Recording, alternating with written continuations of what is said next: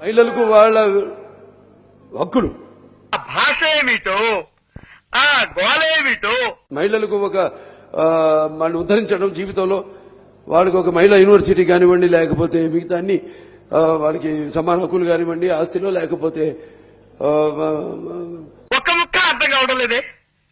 కాంతం, నీకు ఆయన చూస్తుంటే మన చిట్టి గుర్తు రావడం లేదా?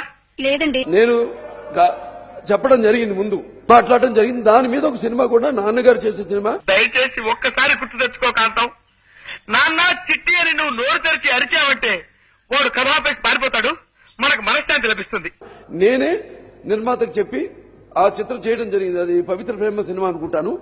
కష్టం అండి, మన చిట్టి ఎప్పుడు ఇలా కథలు చెప్పి బాధ పెట్టేవాడు కాదు. దాంట్లో నా వల్ల ఒక అన్యాయమైన స్త్రీ, నాకు తెలియకుండా ఆ అమ్మాయి అన్వేషణలో నేను ఆవిడకి ఒక గుడి కట్టించడం, ఆవిడ కోసం నేను మరికొన్న అదే సినిమా నేపథ్యంతో జరుగుతుంది సినిమా అంతా.